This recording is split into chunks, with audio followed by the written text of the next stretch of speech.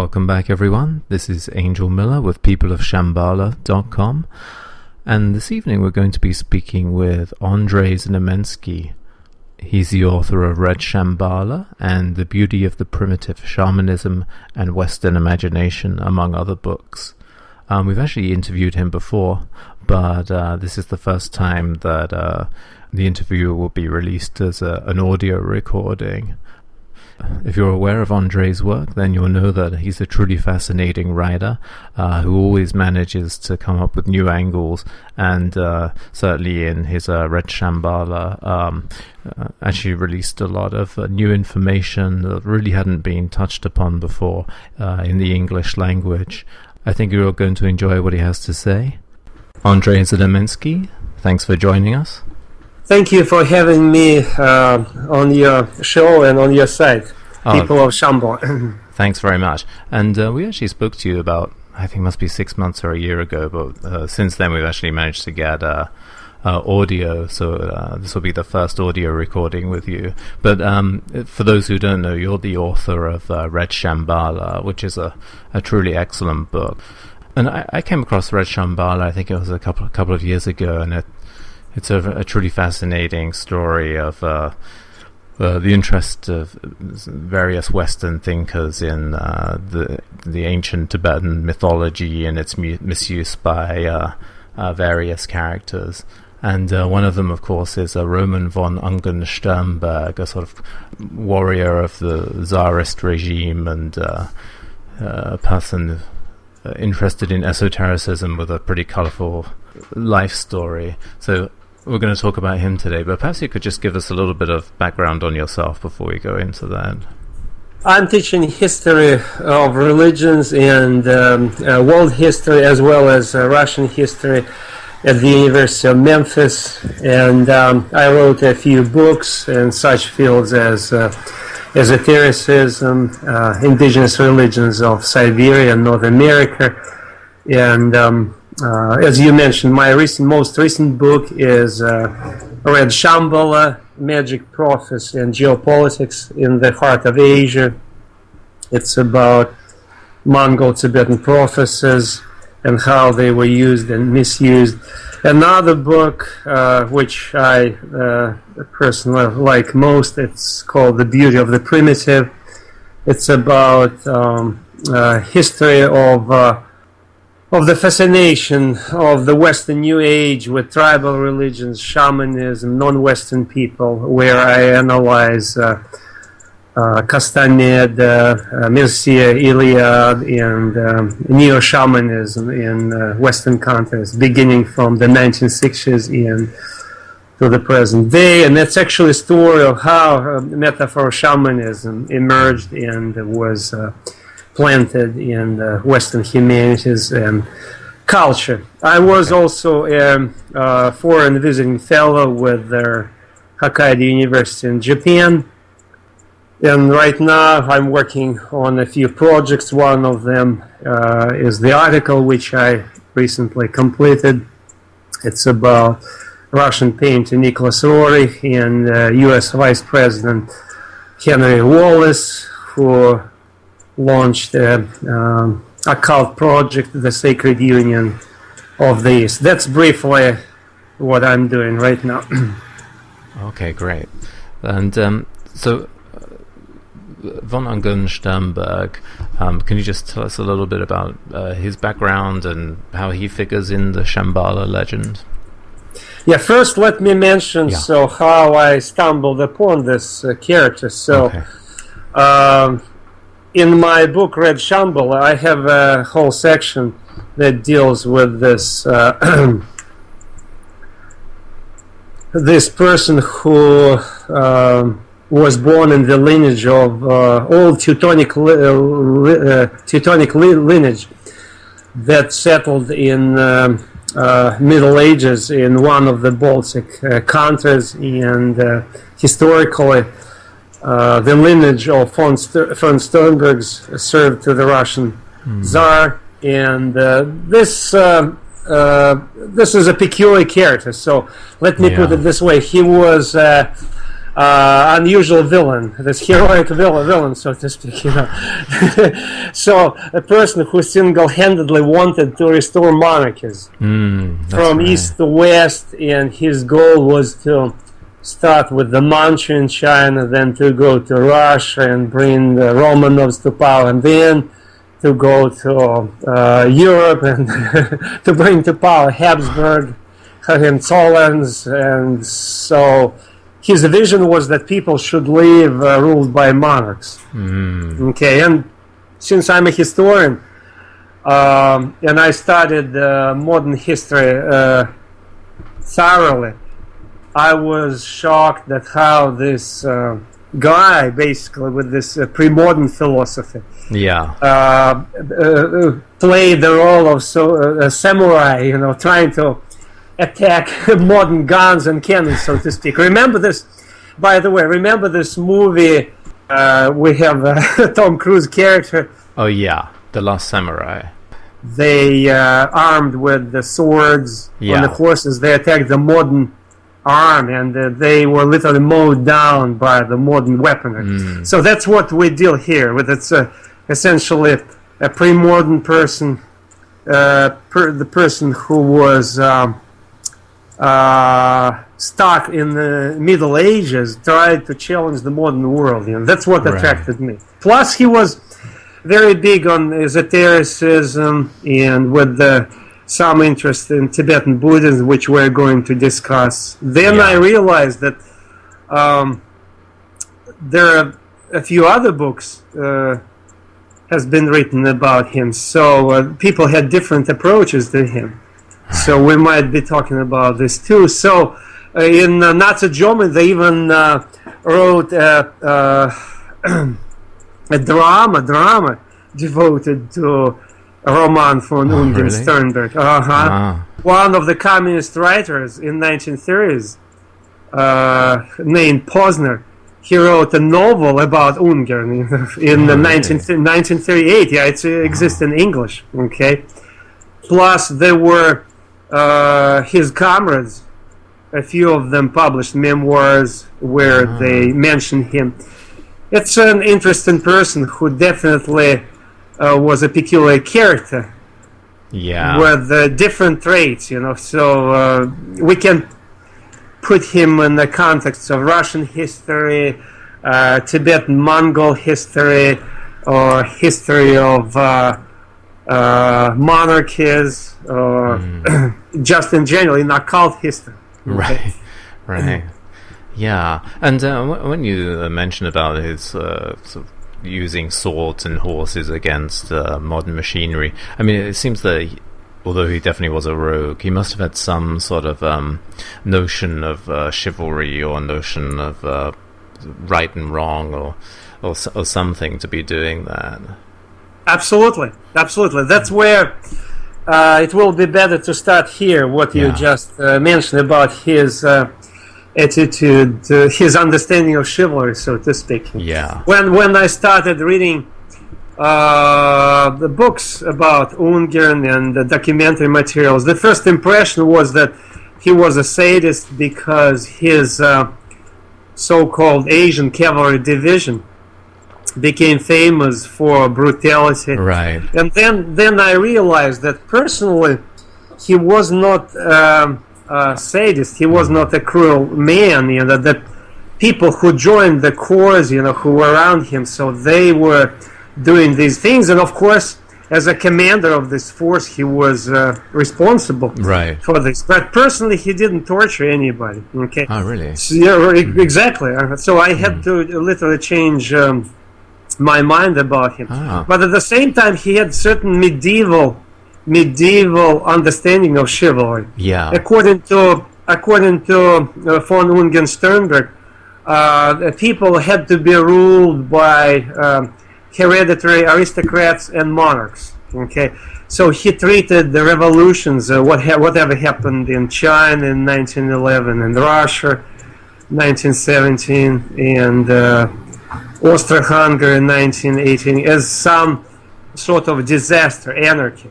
Okay, and he was also prone that he could not explain this, why it happened.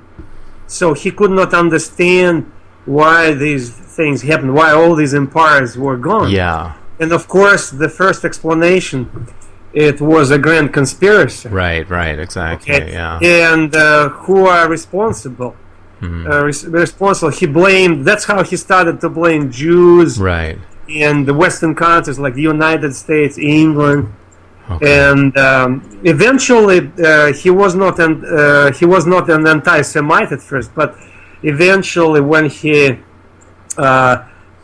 from his kind of narrow viewpoint, he started to analyze what happened in Russia. Superficially he noticed that the people who took over power in Russia, for instance, they were represented by many diaspora nationalities like Jews, Poles, Lithuanians, and some Chinese, some Hungarian prisoners of war. Among early Bolsheviks, you can find a lot of people like this. Of course, Stalin killed all of them later when the regime became more nationalistic, but the early Bolshevism, it was, I would call it, diaspora revolutionary regime, and he was appalled by this. So he saw it like the end of the world, because we have to understand what kind of force it was, the Russian monarchy, before 1917. It was the elite that was represented not only by hereditary aristocracy, but also included a lot of Baltic German people. Okay? Oh, really? So, the group of people to whom he belonged, they were disempowered. I see. It was a big part of it, I realized. Yeah. So we have actually a huge number of people with these German names who are fighting on the side of the whites, so-called whites, against reds during the Civil War. Okay, reds were Bolsheviks, communists, whites were protectors of the ancient old regime. Right. Okay, so on the side of the whites, we have people like von-Ungern-Sternberg with German names, like Baron Rangel, General Miller. Okay, you name them, a lot of them. Alfred Rosenberg, by the way, who was one of the chief ideologists of National Socialist regime, he was like Unger. He was also Baltic German. Oh, really? Yeah. Okay. He was actually, Alfred Rosenberg graduated from a Polytechnical Institute in Moscow in 1980, and like Unger, he was shocked by this regime change and that his people were disempowered, so he migrated to the Munich, and with these protocols of elders of Zion, so people like him brought it to Germany. Really? And that's how Ungarn fell on this easy explanatory device, so the Jews or Western countries responsible for bringing Bolsheviks. And so he decided to declare this crusade against the Red regime. So the goal was to bring the monarchy back. How come? So his chivalry was very simple. So people would be Russian people. He treated them as innocent children who cannot rule themselves. So he actually wrote in a few letters that the Russians fell to outside influence. So they were like children. They need fathers. It's like it reminds me some kind of southern slaveholder chivalry, slaves should be our children, and we are going to be like these fathers, masters, So that's how he viewed that peasants always should be ruled by this aristocracy, and now these aliens came, destroyed everything. So I'm going to bring back the whole thing. Okay, that's his mindset. He said, I simply want to fulfill this, my duty. So I have to bring the monarchs, landlords, and the regime would be back, and the political system would be complete. Okay. And what was his interest in esotericism? Esotericism, it's actually integral part of his view. Yeah. Integral part of his view. He was interested in Mongolia from early on. Okay. But see, I just told you about like kind of historical setting, political background. But now let's talk about his personality, his kind of emotional, spiritual life, he was a person who liked to view himself like a knight. Okay, knight like a certain Galahad or Percival who are ready to go somewhere and to do heroic deeds. Okay. Yeah. For instance, from early on he was a person who never backed off. You know, he always tried to demonstrate how noble he was, how he tried to penalize the evil from his viewpoint, and kind of somebody who did wrong, you know, he tried to protect. He never allowed anybody to make fun of him. He was always itching. Oh, really? And he always wanted to fight somewhere. He wanted to join some kind of cause that would give him fulfillment. And what kind of cause? It should be a war. Okay, it should be a war, but at the same time, he didn't like to be subjected to centralized control. So he wanted to be like an independent lord. Oh, really? Okay. Who does these historic deeds? Even he was a participant of the First World War, and everybody glorified his bravery. He just didn't care about where he was, the front lines. You know, bullets were shooting here and there. But at the same time, he never listened to his superiors. You know, he was reprimanded. A few times he was penalized, not promoted, and he always wanted to go somewhere where he could be independent, like actor. Oh, really? So when he found out there was a war in Western Mongolia actually it happened before First World War, in 1913, in Western Mongolia, there was a fight against the Chinese. So he goes there and wants to join the Mongols. Okay, and that's how he became interested in Mongolia and Tibetan Buddhism. But the Russian consul said, no, don't join the Mongols. So I would report you to the Russian authorities. We would put you in prison. And then the war was over. So Mongols won their freedom, and he felt sad. So that people remembered that he went alone somewhere in the fields and sitting there thinking about something or talking with some Mongol elders, learning with them about the culture, religion. Okay, so he kind of fell in love with Mongolia to some extent, and he started to view Asia, Mongolia, as later, when the Bolshevik regime came to power, when revolutions happened in Europe, Austro-Hungarian Empire fell apart. He started to view Mongolia and China as something like a backbone of the revival of the old regime. Okay. Yeah. So that was his view. So that is why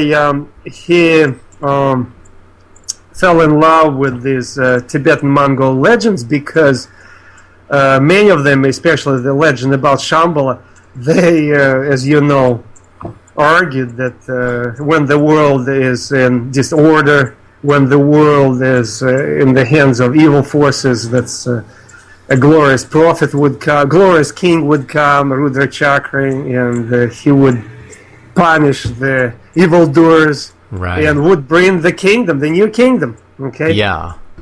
So, for instance, when his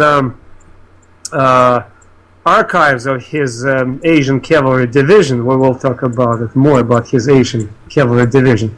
When the papers of Asian Cavalry Division ended up in the hands of the Bolsheviks, among his personal papers, the Bolsheviks found out the translation of the Shambhala prophecy, detailed translation. So I assume that he believed into this. So he wanted to think about himself as this glorious king. I'm speculating here. Yeah. A glorious king, Rudra Chakran, who would bring the order and security and stability to the world by launching a monarchy.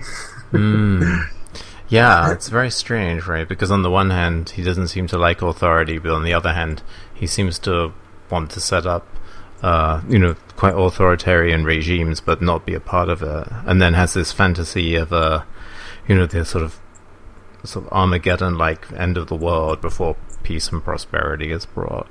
It's quite contradictory. But I guess yeah, in some sense he must have seen himself as a kind of holy warrior. Holy warrior, exactly. Yeah, and so I guess the war in a way is a part of his sort of esoteric worldview, perhaps, or.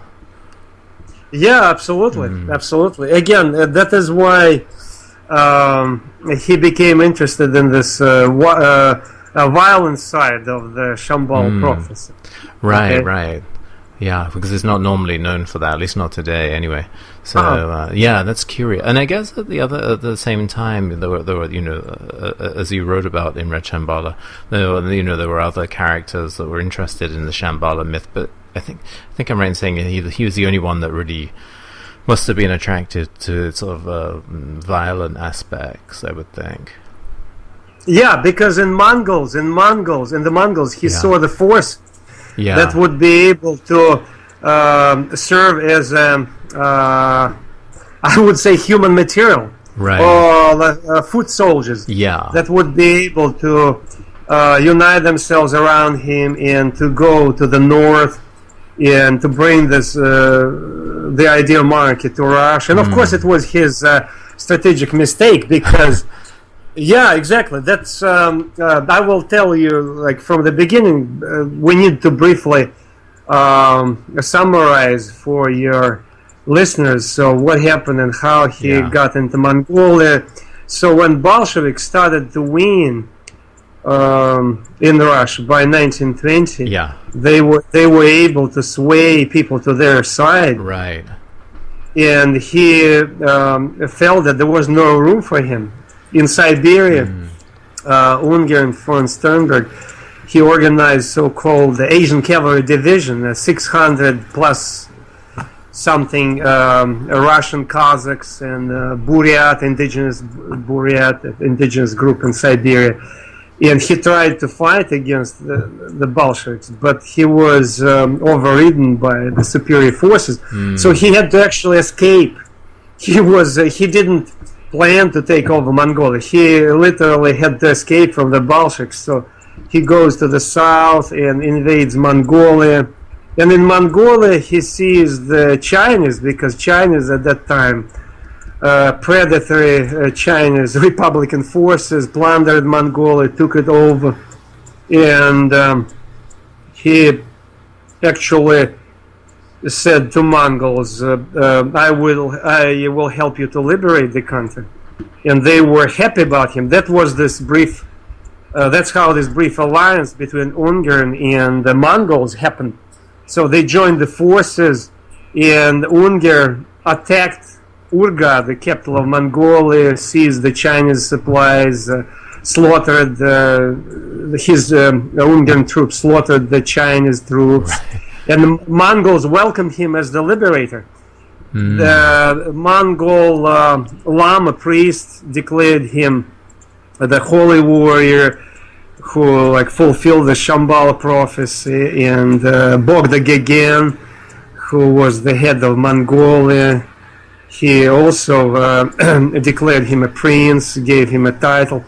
And suddenly when he entrenched himself in Mongolia, he wanted to make a new step. He said to his officers and to Mongols, so now we are going to bring back monarchy, the monarchy.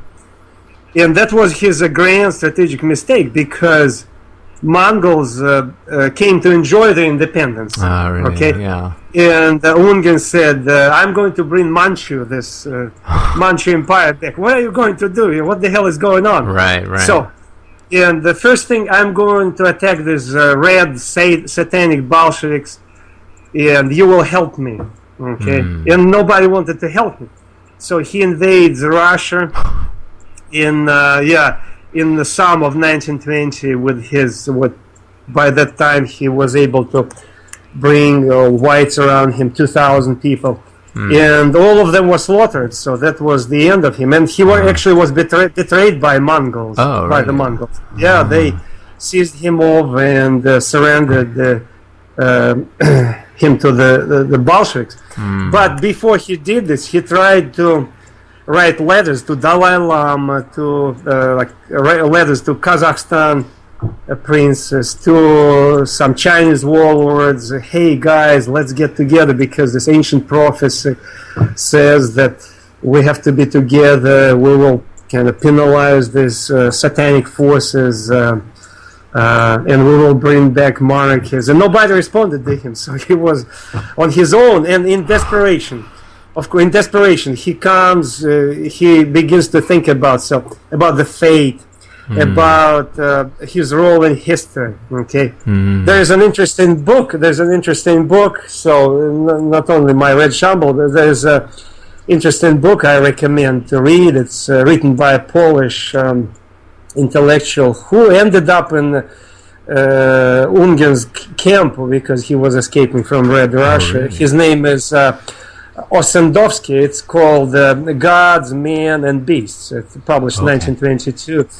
It's half of the book about Ungern, and he talked with him. Ungern made him actually one of his advisors.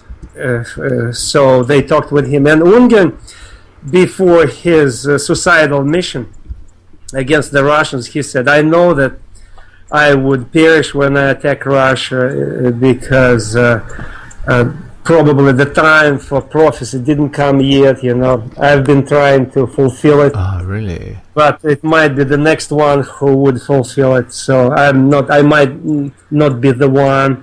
And he had this gloom and doom sentiments in his head, He desperately tried to ask Lama priests, the tantric lamas, to predict the future, tell me what will happen. He always carried with him 5 or 6 tantric lamas. Tantric lamas, it's lamas that predict the future. And many of them did not do full predicted gloom and doom, and he was mad at them.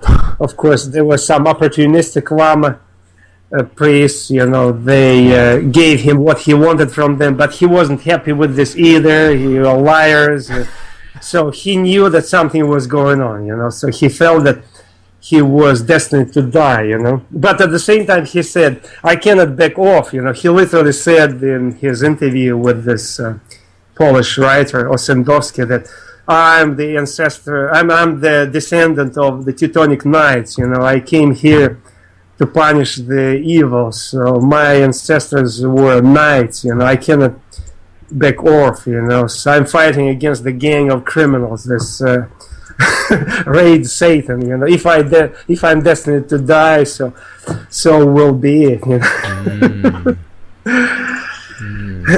Yeah, it's very strange. And in one way, it reminds me a little bit of a very different character, Albert Pike, who's very influential Freemason at one point, who he led an army of Native Americans at one point. And really, tell me more about it. See, you are supposed to interview me, but I would like to ask you. Tell me a little bit more about Pike. What is the similarity between Ungern and Pike? That both of them were obviously very interested in esotericism, but led maybe not exactly armies, but bands of people that were of different ethnicities to them that may not have been particularly well thought of at the time as well. But you mentioned Native Americans, eh? Yeah, that's right.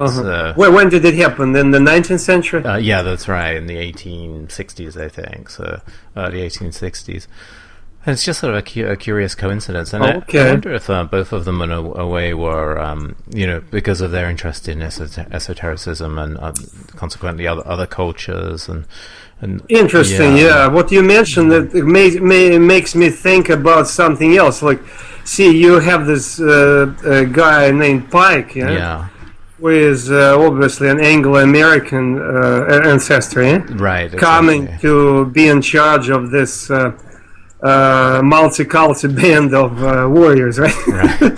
And on the other hand, we have Ungern, who is the same thing, alien, basically coming to the realm that was alien to him and putting himself in charge of similar multicultural band of warriors. Right, exactly. And using the native prophecies, that's an interesting phenomenon. Yeah, and I wonder if in a way it says something about maybe some kind of decline or loss in the West as well, in that, to find this sort of mysticism, you kind of have to go outside Western tradition, even, for people who are pretty ferocious, like Unger, and in his case, pretty nationalistic, but on the one hand, it's kind of curious because he's so extremely nationalistic, but maybe looking down on people of his own ethnicity and Russians, but in a way, kind of maybe looking more highly at Mongols. It's curious. Actually, I have to make a kind of slight correction. Okay. He was not nationalistic. He was, I assume, he was a budding anti-Semite, but at the same time, he was not a Russian nationalist. Okay. Yeah, because he been part of this multicultural elite that ruled Russia before. There's Russians and Germans aristocrats who ruled Russia before 1970. Yeah, they were actually speaking different language. They were not Russians. Some of them, of course, were Russians, but there were also a huge component of them were Germans. There were some Mongols, by the way. Really? Since Middle Ages, there were some Russian princes who were of Mongol lineage. Okay, so they were incorporated in Russian elite. It was a kind of multicultural band, group of people, elite. So for him, monarchy was not necessarily a national monarchy. It was just the idea of this cosmopolitan monarchy that should rule the people. See, okay, that's the whole thing, But at the same time, I see him when he started thinking about the presence of the Jews, Poles, some other aliens at the top of Russia. He started thinking, so what about these components? So I kind of maybe he moved in this direction. I'm sure if he had ended up being in Germany, in Bavaria somewhere, he would have joined probably these forces, but he did not, because he moved in another direction. He went to the east and sided with monarchists, See, the people who were Alfred Rosenberg type, they moved to the west and joined this nationalistic revolution of Hitler. Right. But Unger went to the east and joined this feudal, feudal monarchist forces. Right. He seems to have gone into sort of more of the sort of pre-modern. Pre-modern, exactly. Pre-modern, yeah. Mm-hmm. Yeah, and he's, I guess, he's a curious character in that it's obviously he's sort of suffering asceticism and. But, when there may not have been a need for that. But, asceticism and war and mysticism, it's quite a mix, really. Yeah, big mix. But see, he didn't see that people were becoming nationalistic in modern times, He didn't see this. He was going against the grain, in this case, Interesting. Okay. And how do you feel he fits into this interest in Shambhala and Tibetan Buddhism around the same time with other characters like Nicholas Roerich? Why is there such an interest in Tibetan mysticism at that time, do you think? Well, because for these renegades, so to speak, who fell out of history, of this kind of mainstream history, they found a safe haven in Inner Asia. That is why they moved there. Okay. Plus, don't forget that it was the time of. Still, it was it was modern time. There's monarchies, but still, it was time of the great man.